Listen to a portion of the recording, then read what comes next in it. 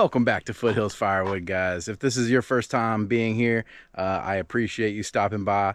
If you have been here before, if you subscribed to the channel and you are back, I thank you for that as well. Today we are out in the wood yard, obviously, and we're gonna split up some elm. I recently got some Siberian elm from a buddy of mine up the street. Had a tree come down and needed to be cut up. I told him I'd take it. I figured at the very least we could do a video on it. Elm historically is a very tough wood to hand split. It's one of the tougher woods. There's many varieties of elm. Some may not be as stringy and as tough to split as others, but we're going to see what the Siberian elm looks like today. I'm going to hand split a piece just to kind of give you an idea and just to see what it's like myself. It's been a while since I've split any elm, and then I am going to split some on the Wolferidge. I don't have a ton of it. I don't know, maybe a sixth of a cord or a little less than that. So we will throw you on the tripod here and see how it splits up. All right, guys. I can't say that I hand split often, but when I do, I use old trusty here. This thing's been through it, seen better days, but this is the Fiskars X27, and I 10 out of 10 do not recommend splitting or really being in the wood yard with the wrong footwear like myself here, but this is what we're at. It's what we're doing. Oh wow,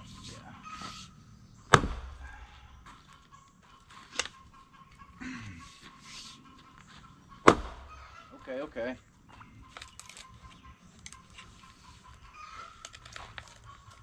This tree is probably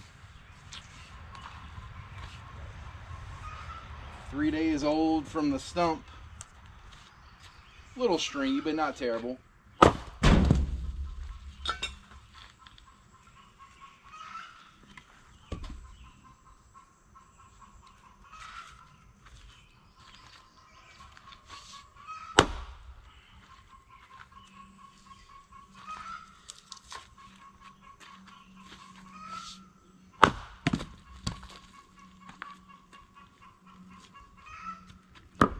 Elm is a really good firewood. Some people might balk at that. Some people are, I only burn oak or locust or hickory. Hey, if you're those types of people and that's all you can get, more power to you. Elm is a great firewood. A lot of people complain about splitting it. I understand that. I think you're looking at something like 20-ish. Most of the charts have elm anywhere from like 19 to 21 million BTUs. So it's a pretty good firewood. Yeah, it's not going to give you 24, 25 like red oak, 26 like white oak, 27, 28 like hickory. But, all around the world, people burn different types of wood. A lot of people on the West Coast only have access to pines. Some of the pines actually have high BTUs, or the softwoods, I should say. Nevertheless, it's a good firewood. It's just not fun to split. I mean, once again, this Fiskar is making it look easy. Might have something to do with the strength. I don't know. I mean, you never can tell, really. All right, well, if I made it look this easy with the Fiskars, let's see what the Wolferidge will do. This little piece right here is a little more indicative of what people are used to with oak. I mean, with elm, sorry. And again, this is Siberian elm. We were fortunate enough to have leaves so we could see.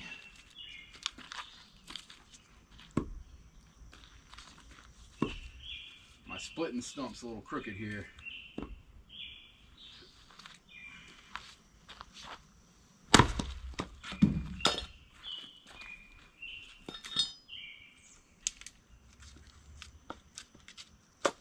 Here we go. I had to say it. All right, let's get this thing cranked up and see how we rock it. All right. This is another tool Fiskars makes. It's the XA22. Their version of what they call a Hookaroon. Some of them call them picks, some of them call them pickaroons. This is a Hookaroon, and as you can see, I mean, I could definitely demo this in some better wood, but I mean some bigger wood, but as you can see, this is stuff that is not very heavy, so it's really no issue at all for this. Also, something else that I'll tell you, I highly recommend these. There's plenty of tools that can do this job. The issue here is, in my opinion, this is kind of an expensive tool. I think I paid almost 50 bucks for this after shipping. 40, maybe it was 40 bucks, 45 bucks after taxes and shipping, whatever. Got it on Amazon.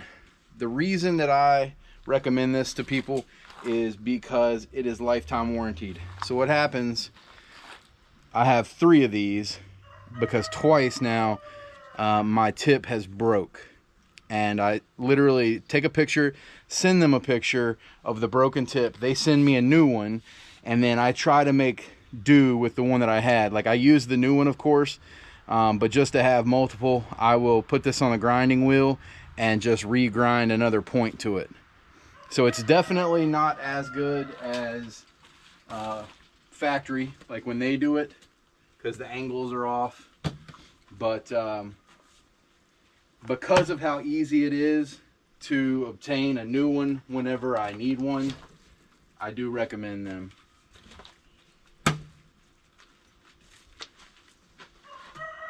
just going to get this all up here.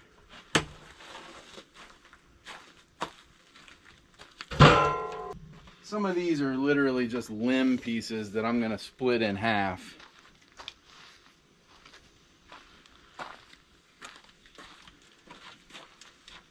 Seven inches, 7, almost 7. 7's probably about the average, and then we've got, there's 6. Then we've got some 5 inches. Yeah, 5 to 7 inches. Like I said, not a big haul here. I just really enjoy doing these species-specific splits since I've got the Wolferidge, because I've hand split for a long time. After hand splitting, I did get a hydraulic splitter, kind of like everybody else. It was a very slow one, and I used it for a while. And so when you upgrade to a commercial machine or a high-powered machine, whatever you want to call it, whatever it may be, you're just interested at splitting all these different species that you've been used to for years and years through either hand splitting or your previous box store splitter. You're interested in seeing how they split on this thing, how much easier it is, if there's any struggle whatsoever. So I do enjoy these species specific videos, and I'm probably going to keep doing them. I do hope to bring you guys more content of a wider array of things, but you will see a lot of these species specific. I think there's a lot of people, myself included, or maybe I'm in the minority here, of people who maybe they got a load of sycamore, or they got a load of red oak, or they got a load of this or that, and they just want to see it. They go to YouTube, they type it in, and you know, these pop up. So we will keep doing these. I'm going to get this thing cranked up, and we're going to get some of this through the splitter.